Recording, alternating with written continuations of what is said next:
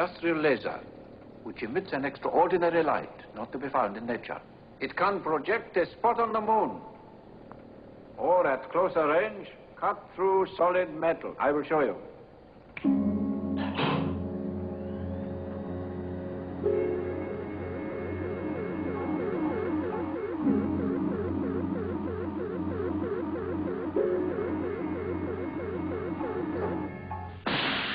When it was explained to me, of course, there was some reservations about lying there and how effective this laser really was,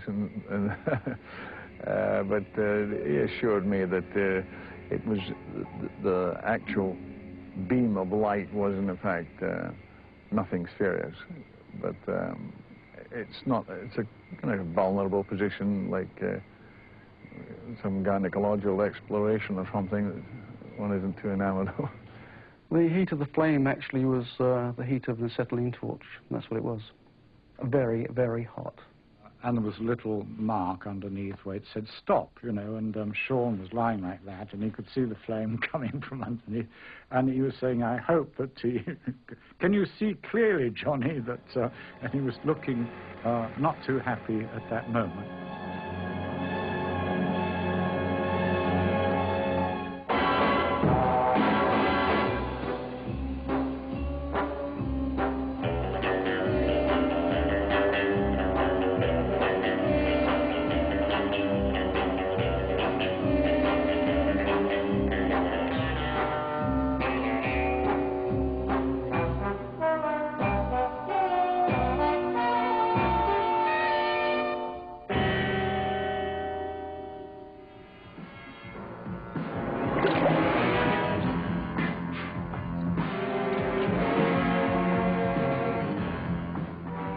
Very nasty feeling actually being on the island on my own for the first little bit, and you know that the rest of them haven't rehearsed, they haven't read the script, they don't know I'm James Bond, that I've got to live.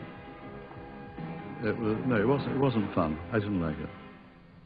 We're halfway into the film, and I had to finish the film, so the producers are not, although they would have liked to kill me from time to time, could not afford to lose me, so Ross Kananga had my trousers and my shoes. A little touch that I thought was really your crocodile shoes. He was dressed up as Bond, and he did it. And the time he made the jump, from the moment he touched the first crocodile, the third crocodile had his head up and was waiting for him. And each one made a snap at him, but the third one, as he jumped, as he just left his back, the crocodile caught him in the heel and just snapped his heel. Fortunately, he had thick boots on, and it didn't go through the boots, and he managed to drag his foot free. But, I mean, that emphasizes the reason that Roger wasn't going to do it. These guys are fantastic. I think they're the best in the world. I mean, if they didn't do their job right, and if I didn't trust them, I could easily have fallen off one of those tanker trucks and licensed to kill. And that would be bad enough, but remember, behind that truck's another big truck with a camera, so you'd go under that one as well. And I think, you know, often in life you do things not because you are brave, but because you are a kind of perverse coward. I mean, you know what I mean? I mean, if I'd have been on my own, I wouldn't have done it.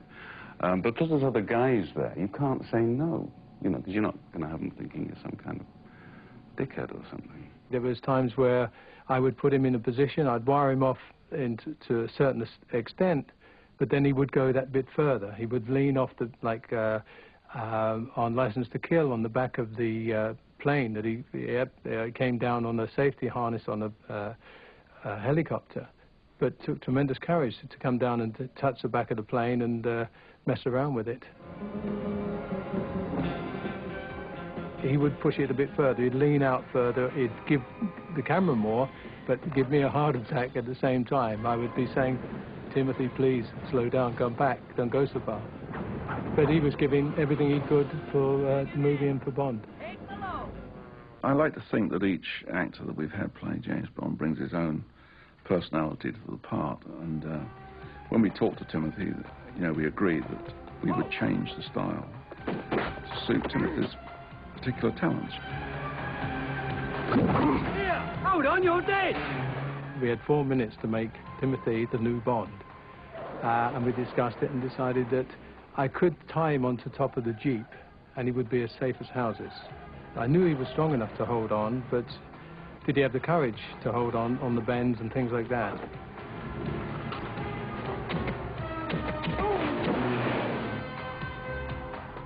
He goes down that mountain, not wired on, just holding handholds, and he did very well. I mean, tremendous courage. And all the stuff that he did on that movie was, he did the action.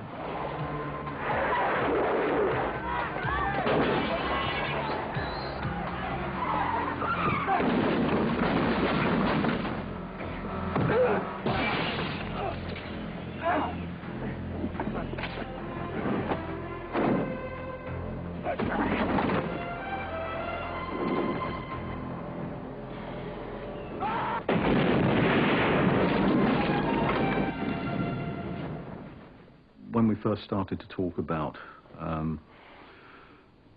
the Land Rover crashing off the top of Rock of Gibraltar in the opening sequence of The Living Daylights, there was an idea that we could push a Jeep out of the back of a C-130 transport airplane with a stuntman on top. Having a number of worries and doubts, we thought it probably best to do a test of this first. So we got up to 10,000 feet and it was swaying around all over the place. We lowered a stuntman down from the helicopter until he was on top of the Land Rover, and we tripped a release, or the stuntman did, and the Land Rover fell, and the stuntman fell, but not as fast as the Land Rover. It made quite an extraordinary noise, I'm told, when it hit the ground. And the Land Rover, which started off as being about 6 feet tall, ended up that thick, just flattened on the ground. So it was at that point that we decided to revert to Plan B. And we fired a Land Rover with an air cannon off the top of Beachy Head, with a dummy in the back and the Land Rover alight. You become a stuntman because you like the burst of adrenaline. People become, fight bulls because they love, Nigel Mansell drives like that because he likes that rush of things. I don't like that rush. I can live quite happily without it. The stunt's been called by a couple of very generous reviewers the greatest or one of the greatest stunts in film history. And, it wasn't in terms of, of being very complex. Some of these stunts are really complex and technological. This one, I almost felt that Gravity should have got equal billing, equal credit as, I didn't really have to do that much except go over the edge. If it is to be labeled a great stunt, I really think it has to do with the setting. It was like an expedition. We spent nearly 3 weeks actually securing the camera positions to climb the rock and to secure all the handholds and what have you. And we weren't dealing with mountaineers. We were dealing with studio cameramen, who weren't really used to this sort of thing. So we get on top and we have these things that parachutists use called wind drift indicators. They're just sort of crepe paper, and you stand on top and you throw it out. And sure, it goes down, snaking back and forth, and it just very slowly goes in towards the face of the cliff. And this stunt is very prohibitive. If you have any wind that could drive you back in the face once that parachute's open, you're going to get creamed. And when I signaled for Rick Sylvester to begin his ski down the slope, the sun was off the mountain and was just on Rick Sylvester as he came down. It was, if I'd been a gambling man, that would have been the precise moment in time that I would have shot it. He was actually absolutely spotlighted by the sun. It was the last possible second that we could have achieved that shot. And wherever that played in the world, people just stood up and applauded because it had that. It typified Bond, the audacity of Bond,